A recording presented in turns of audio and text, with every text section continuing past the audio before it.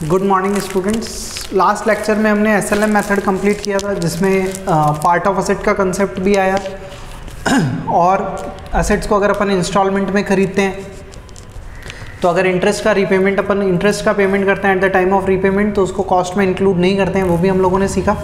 अब जो next method है बेटा उसका नाम है रिटन डाउन वैल्यू मेथड, जिसको डिमिनिशिंग बैलेंस मेथड भी बोलते हैं। क्या होता है इस मेथड के अंदर, देखिए आप अगर मैं बात करूं आपसे एसएलएम मेथड में, तो एसएलएम मेथड में हम लोगों ने क्या पढ़ा कि जो डिप्रिसिएशन लगाया जाता है वो किस पे लगाया जाता है, उसकी ओरिजिनल कॉस्ट पे। तो हम हमारी लैंग्वेज में बोल सकते हैं क्या, जो the amount of depreciation is same in the every year. 3 lakh के एसेट पर आपने परचेज करी और 10% डिप्रिसिएशन है तो 3 लाख का 10% क्या करना है आपको, ईयर टू ईयर क्या करना है, चार्ज करना है। यानी 30,000 फर्स्ट ईयर में भी डिप्रिसिएशन 30,000 ही है, सेकेंड ईयर में भी 30, थर्ड ईयर में भी 30, फोर्थ ईयर में भी 30,000 रुपीज़। लेकिन अगर अपन बात करें WDV मेथड की, रिटन डाउन वैल्यू मेथड की, तो इसमें डिप्रिसिएशन किस पे लगेगा, जो फर्स्ट ईयर की क्लोजिंग बैलेंस है। फर्स्ट ईयर में मान लीजिए आपने एसेट खरीदी 3 लाख रुपीज़ में, रेट ऑफ डिप्रिसिएशन है 10%, तो फर्स्ट ईयर का डिप्रिसिएशन कितना हो गया, 30,000 रुपीज़। फर्स्ट ईयर के एंड में वैल्यू कितनी बचती है, 3 लाख माइनस 30,000 यानी कितना बचता है बेटा, 2,70,000।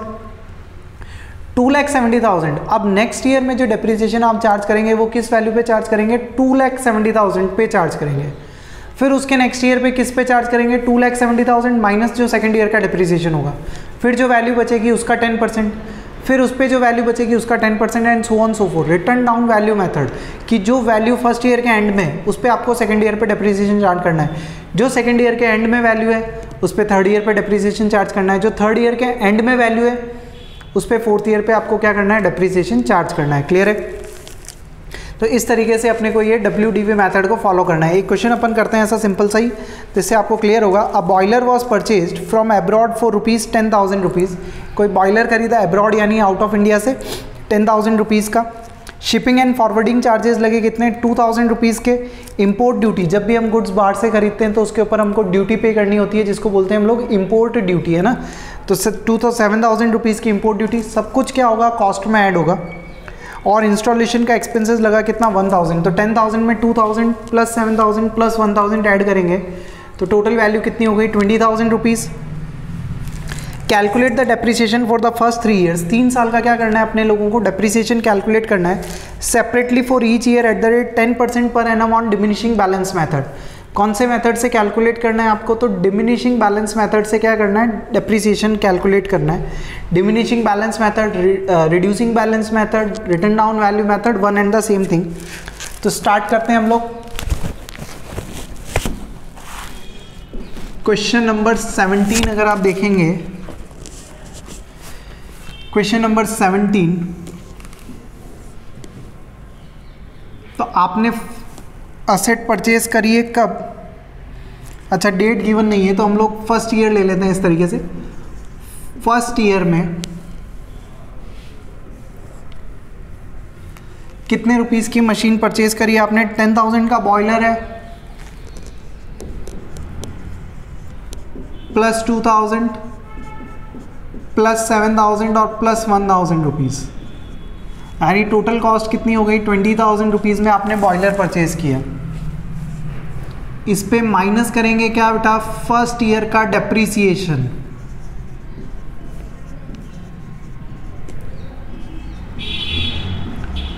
$20,000 का कितना परसेंट चार्ज करना है आपको, तो 10% पर एनम। तो 20,000 का 10% कितना हो जाएगा, ये 2,000 रुपीज़। तो फर्स्ट ईयर के एंड में वैल्यू बचेगी कितनी, 18,000। आप कह सकते हैं ये क्या है, फर्स्ट ईयर एंड की वैल्यू है और सेकंड ईयर के लिए कौन सी वैल्यू है, ये ओपनिंग वैल्यू कह सकते हैं हम लोग। फर्स्ट ईयर का जो क्लोजिंग बैलेंस होता है सेकंड ईयर के लिए ओपनिंग बैलेंस है। अब क्या चार्ज करना है आपको, सेकंड ईयर का डिप्रिसिएशन चार्ज करना है। तो देखिए सेकंड ईयर का डिप्रिसिएशन आप लोग कैसे चार्ज करेंगे, तो 18,000 का 10% कितना हो जाएगा, ये 1,800। तो वैल्यू बचेगी कितनी, 16,200। ये आप कह सकते हैं क्या कि सेकंड ईयर की एंड वैल्यू है और थर्ड ईयर के लिए कौन सी वैल्यू है, ये ओपनिंग वैल्यू। और इसी को ही हम लोग क्या बोलते हैं, WDV बोलते हैं, return down value on first year, return down value on second year. अब इस पे क्या लगाएंगे, थर्ड ईयर का डिप्रिसिएशन लगाएंगे। तो थर्ड ईयर का डिप्रिसिएशन कैसे कैलकुलेट करेंगे आप, 16,200 पे कितना परसेंट, 10%। तो ये डिप्रिसिएशन लगेगा कितना, 1620। तो ये वैल्यू बचेगी कितनी, 16,200 माइनस 1620। ये वैल्यू बचेगी कितनी बेटा, 14580 की आपको वैल्यू बचेगी। कब कह सकते हैं आप ये वैल्यू कब की वैल्यू है, तो थर्ड ईयर एंड की WDV है कितनी, 14580। कितनी वैल्यू है, 14580। अच्छा, एक चीज़ बहुत इम्पॉर्टेंट, और बहुत इम्पॉर्टेंट चीज़ क्या, कि आप लोगों के लिए एग्ज़ाम में कैलकुलेटर अलाउ नहीं है, ये चीज़ ध्यान रखना। यहाँ मैं फास्ट कैलकुलेशन के लिए कैलकुलेटर यूज़ कर रहा हूँ, लेकिन आप लोगों के लिए एग्ज़ाम में कैलकुलेटर यूज़ नहीं है। ये चीज़ आप बहुत इंपॉर्टेंटली ध्यान रखना। 11th और 12th क्लास के अंदर कैलकुलेटर अलाउ नहीं होता है। आप चाहे जो भी सब्जेक्ट पढ़ रहे हैं, चाहे मैथ्स है, इकोनॉमिक्स में स्टेटिस्टिक्स वाला पार्ट आता है, अकाउंटेंसी है, कैलकुलेशन वाइज, कहीं पे भी अगर आप कर रहे हैं, कैलकुलेटर आपके एग्ज़ाम में अलाउ नहीं है। ये सिर्फ मैं फास्ट कैलकुलेशन के लिए ही कैलकुलेटर यूज़ कर रहा हूँ, अदरवाइज़ आप लोगों के लिए कैलकुलेटर यूज़ करना अलाउ नहीं है 11th और 12th क्लास में। हाँ, जब आप ग्रेजुएशंस में आ जाएंगे, हायर स्टडीज़ में चले जाएंगे, वहाँ पे कैलकुलेटर अलाउ है, but in class 11th and 12th calculator allow नहीं है बेटा। तो ये चीज़ आप ध्यान रखना। यहाँ मैं सिर्फ कैलकुलेशन फास्ट करने के लिए, जिससे कि आपको टाइमली लेक्चर मिल जाए, प्रॉपर लेक्चर मिल जाए, इस वजह से हम लोग कैलकुलेट करते हैं, ताकि कोई एरर नहीं रह जाए, ह्यूमन एरर। क्लियर। देखिए, क्वेश्चन नंबर 18 और 19 आप लोगों से हो जाएगा, इवन 20 भी हो जाएगा। हम लोग एक बार पहले जो क्वेश्चन कर रहे हैं वो कर रहे हैं क्वेश्चन नंबर 21। क्वेश्चन नंबर 21 देखिए, आपको क्या दिया हुआ है, a company purchase machinery for ₹50,000 on 1 October 2016, another machinery costing ₹10,000 was purchase on 1 December 2017, on 31 March 2019, यानी दो मशीन्स परचेज कर ली। एक मशीन खरीदी 1 October 2016 को, एक और मशीनरी खरीदी इन्होंने 1 December 2017 को। आगे क्या बोला है आपको, on 31 March 2019 the machinery purchase on 2016, यानी फर्स्ट मशीन को आपने सेल कर दिया कितने रुपीज़ पे, एट अ लॉस ऑफ 5,000। इस बार हमको क्या दिया हुआ है, लॉस दिया हुआ है, सेलिंग प्राइस नहीं दी हुई है। क्या दिया हुआ है बेटा, लॉस दिया हुआ है। तो सेलिंग प्राइस हम लोग कैलकुलेट कर लेंगे। The company charges depreciation at the rate 15% per annum on diminishing balance method. Accounts are closed on 31st March every year. Prepare machine account for 3 years. 3 years का account बनाना है। तो बाकी सब कुछ चीज़ें सेम रहेगी, कुछ भी चीज़ नई चेंज नहीं होगी। जो थोड़ा बहुत चेंज होगा वो किस में होगा, मशीन अकाउंट में भी चेंज नहीं होगा, सिर्फ जो डेप्रीसिएशन है उसमें क्या होगा बेटा, चेंज होगा। बाकी सब कुछ क्या रहने वाला है, सेम रहने वाला है। तो स्टार्ट करते हैं हम लोग क्वेश्चन नंबर 21।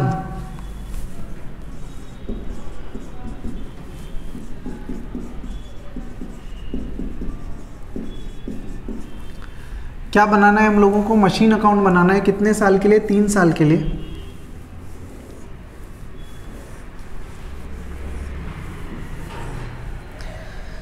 चलिए, सबसे पहले आपने मशीन परचेज करी है कब, 1 October 2016 को। तो ये 1/10/2016 को टू बैंक, और यहाँ लिखेंगे M1, और M1 खरीदी आपने कितने रुपीज़ की, 50,000 रुपये की, तो यहाँ लिख देंगे 50,000 रुपये। फिर नेक्स्ट ईयर में खरीदी है 1 December 2017 को, लेकिन उससे पहले ईयर एंड हो जाएगा कब, 31 March 2017 को। क्या चार्ज करेंगे, बाय डेप्रीसिएशन, और नाम लिख देते हैं क्या, M1। आप चाहें तो वर्किंग लिख लें यहाँ पे, कितना, 50,000। रेट ऑफ डेप्रीसिएशन कितना दिया हुआ है आपको, बुक्स आर क्लोज ऑन 15%। तो 15% और कितने मंथ्स के लिए, 6 मंथ्स के लिए। तो कैलकुलेट करते हैं हम लोग, 50,000 का 15% इंटू 6 डिवाइड बाई 12, तो ये आएगा बेटा 3750। और इसी दिन क्या कैलकुलेट कर लेंगे 31 मार्च 2017 के दिन बाय बैलेंस CD M1 की वैल्यू कैलकुलेट कर लेते हैं। कितनी बचेगी? ये वैल्यू बचेगी 46250। फर्स्ट ईयर के लिए जो क्लोजिंग बैलेंस है वो सेकेंड ईयर के लिए क्या बनेगा? ओपनिंग बैलेंस 1417 के दिन टू बैलेंस BD M1 का बैलेंस आ रहा है कितना? 46250। और इसी ईयर में आपने 1 दिसंबर 2017 को, तो 1 दिसंबर 2017 को आपने एक और नई मशीन खरीद ली टू बैंक, इसको नाम देंगे M2। कितने रुपीज़ में खरीदी? Another machinery for rupees, purchase for rupees 10,000 on 1 दिसंबर। तो 10,000 रुपीज़ की आपने मशीन खरीदी है। इसका ईयर एंड होगा 31 मार्च 2018 को। क्या कैलकुलेट करेंगे? सबसे पहले डेप्रीसिएशन। अब देखिए डेप्रीसिएशन कैसे कैलकुलेट करेंगे? M1 पे जो 46250 की वैल्यू है उसका कितना परसेंट कैलकुलेट करेंगे? 15%। तो 46250 का 15% ये आएगा कितना? 6937, जिसको हम लोग राउंड ऑफ करके लिख देंगे कितना? 6937.5 आ रहा है, उसको हमने राउंड ऑफ करके लिख दिया कितना? 6938। M2 के लिए कैलकुलेट करेंगे कितना? 10,000 का 15% इंटू 4 मंथ्स के लिए, 1 दिसंबर से 31 मार्च 4 मंथ्स होंगे। तो 10,000 का 15% इंटू 4 डिवाइड बाई 12 यानी कितना आ जाएगा? ये 500 रुपीज़। इसी दिन क्या कैलकुलेट कर लेंगे? Closing value by balance CD M1 और M2। तो 46250 माइनस 6938, इसकी वैल्यू आ रही है 39,312 रुपीज़। और 10,000 माइनस 500 तो ये वैल्यू बचेगी 9,500।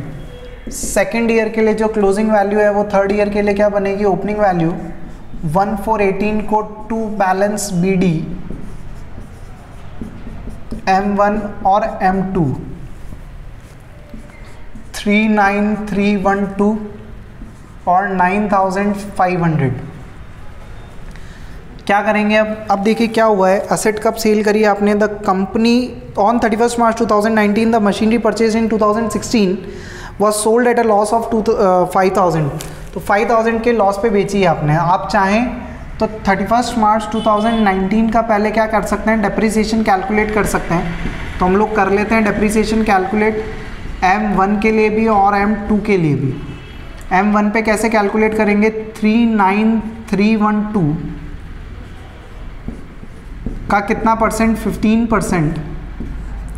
और इधर कैलकुलेट करेंगे आप 9,500 का 15%, इस बार तो पूरे साल का। तो 39312 का 15% ये आएगा आपके 5896 पॉइंट आ रहा है। तो राउंड ऑफ करके हम लोग कर लेते हैं इसको 5897 और 9,500 का 15% ये आएगा बेटा आपके 1425।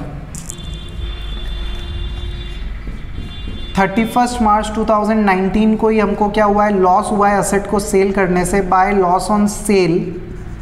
और लॉस हुआ है कितने रुपीज़ का? 5,000 का। अब हम वर्किंग नोट से निकाल लेते हैं क्या कि हमको कितने रुपीज़ का लॉस हुआ है। 1 अप्रैल के दिन M1 की वैल्यू कितनी थी बेटा? 39312। उस पर डेप्रीसिएशन लगा दिया पूरे साल का कितना? तो 5897 का डेप्रीसिएशन लगा दिया। तो कितनी वैल्यू बची? 39312 माइनस 5897, तो ये वैल्यू बची कितनी? 33415 की वैल्यू बची। 33415 की वैल्यू को कितने रुपीज़ के लॉस पे सेल किया है आपने? तो 5,000 रुपीज़ के लॉस पे सेल किया है। तो माइनस 5,000 रुपीज़ का लॉस, तो ये वैल्यू बचेगी कितनी? 28415। एक्चुअल में आपने सेल कितने पे किया है? 28415 पे आपने सेल किया है। अगर आप चेक करेंगे आंसर भी, तो सेलिंग प्राइस कितनी आ रही है 28415। तो यहाँ लिख देंगे क्या, बाय बैंक, और हमने M1 बेची है कितने पे, 28415 पे, और इसी दिन बैलेंस निकालना है सिर्फ और सिर्फ किसका आपको, बाय बैलेंस CD M2 का बैलेंस निकालना है। 9500 माइनस 1425 का डिप्रिसिएशन, तो ये वैल्यू बचेगा कितना, 8075, और ये क्वेश्चन आपका क्या है, फिनिश है। तो देखिए बिल्कुल SLM मेथड जैसा अपन ने फॉलो किया है, मशीन अकाउंट में तो कोई दिक्कत नहीं है, एज इट इज़ वैसा का वैसा ही रखना है। सिर्फ जो डिप्रिसिएशन है उसकी कैलकुलेशन क्या हुई है, चेंज हुई है। प्रॉफिट लॉस की कैलकुलेशन में भी कोई दिक्कत नहीं है, सब कुछ सेम है। एसेट खरीदते हैं नहीं तो डेबिट साइड में, बेचते हैं तो क्रेडिट साइड में लॉस आता है, क्रेडिट साइड में प्रॉफिट आएगा, डेबिट साइड में डिप्रिसिएशन की कैलकुलेशन जो है बस वो डिफरेंट है। अदरवाइज मशीन अकाउंट का जो फ्लो है वो चाहे SLM मेथड ले हम लोग, चाहे WDV मेथड ले, दोनों के अंदर क्या रहता है बेटा, सेम रहता है। ठीक है, क्वेश्चन नंबर 22 आप लोग करना। क्वेश्चन नंबर 23 में एक और क्वेश्चन आपको करवा देता हूँ, जिसमें पार्ट ऑफ मशीन को सेल किया है, तो वो किस तरीके से करते हैं वो हम लोग देख लेते हैं। क्वेश्चन नंबर 23,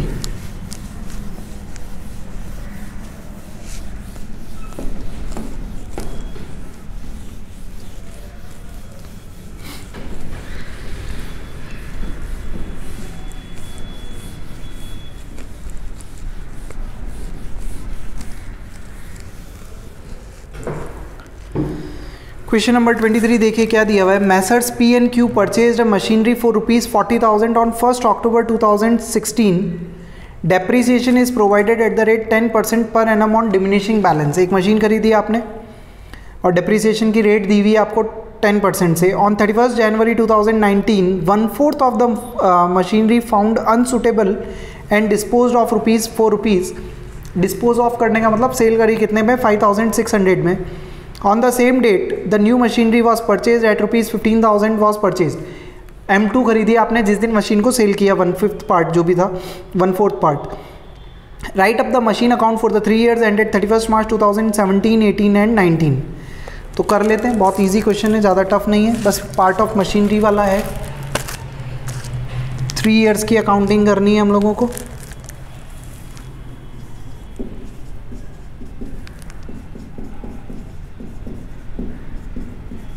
मशीन अकाउंट बनाएंगे,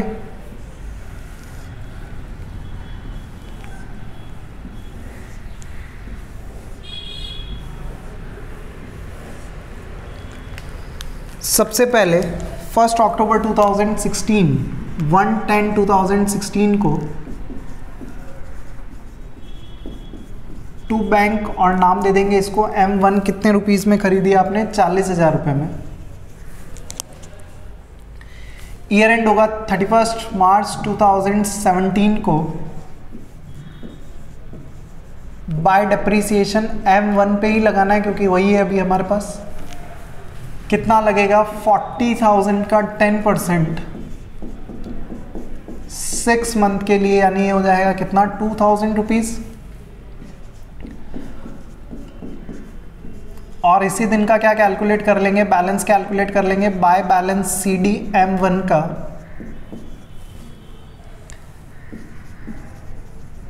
38,000 रुपीज़।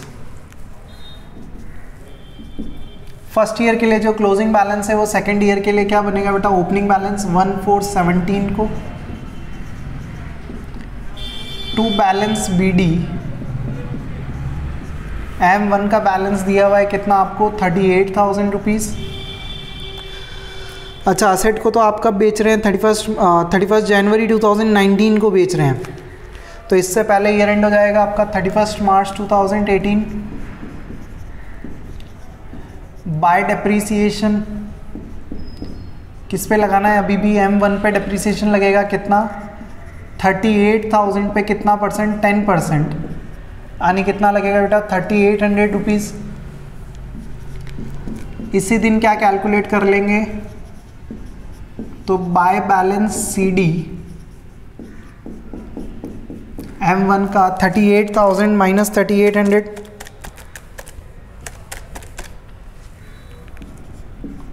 34,200।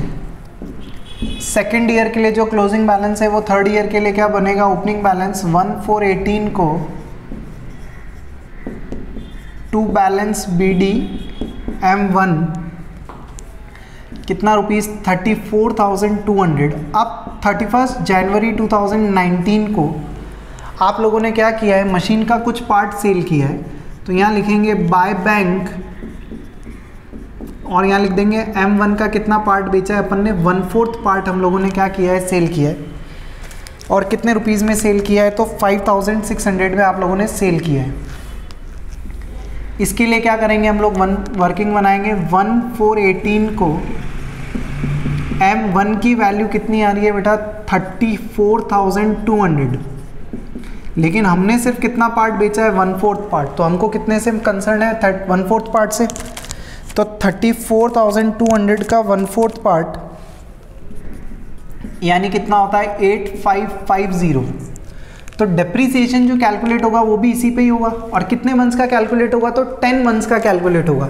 1 अप्रैल से लेकर 31 जनवरी अगर आप काउंट करेंगे, अप्रैल से लेकर 31 जनवरी इंक्लूडिंग जनवरी मंथ भी अगर करेंगे हम लोग, तो 10 मंथ्स का डेप्रीसिएशन आएगा। कैसे कैलकुलेट करेंगे, 8550 पे 10% इंटू कितने मंथ्स के लिए, 10 मंथ्स के लिए, है ना। ये 10 मंथ का क्या कैलकुलेट किया अपन ने, डेप्रीसिएशन कितना आएगा, देखिए ये आ रहा है बेटा 712.5, तो अपन इसको कर लेते हैं 713, राउंड ऑफ आप कर लीजिए, 0.5 0.6 आ रहा है तो उसको नियरेस्ट राउंड ऑफ कर लीजिए, कोई दिक्कत वाली बात नहीं है। तो वैल्यू कितनी बचेगी, 8550 माइनस 713, वैल्यू बच रही है 7837, जिसको आप लोगों ने सेल किया है कितने रुपीज़ पे, कितने रुपीज़ पे सेल किया है इसको, 5600 रुपीज़ पे हम लोगों ने सेल किया है। तो लॉस आ रहा है हमको 2237 का क्या आ रहा है, हम लोगों को लॉस आ रहा है। क्लियर है, तो यहाँ पे लिख देंगे इसी दिन बाय डेप्रीसिएशन M1 का कौन सा वाला पार्ट के लिए, 1/4 पार्ट के लिए डेप्रीसिएशन कितना आ रहा है, 713 का। और इसी दिन हमारे लॉस बुक किया है by loss on sale of asset, कितने रुपीज़ का लॉस आ रहा है, तो 2237 का लॉस आ रहा है। इसी दिन क्वेश्चन ने बोला क्या, एक और आपने असेट परचेज कर ली, तो 31 जनवरी 2019 को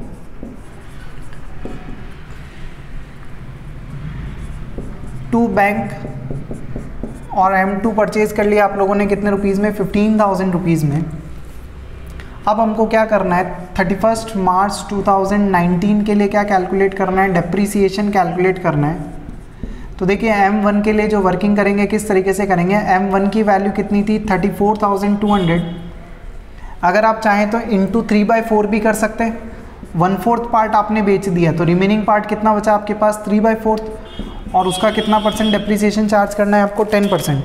तो 34,200 इंटू 3 डिवाइड बाय 4 इंटू कितना परसेंट, 10%, तो ये डेप्रीसिएशन आएगा 2565। और M2 के लिए अगर आप कैलकुलेट करेंगे तो 15,000 इंटू 10% इंटू 2 डिवाइड बाय 12, सिर्फ 2 महीने का, 31 जनवरी से, यानी फरवरी और मार्च 2 मंथ्स का क्या डेप्रीसिएशन। तो 15,000 का 10% इंटू 2 डिवाइड बाय 12 कितना होगा, ये 250 रुपीज़।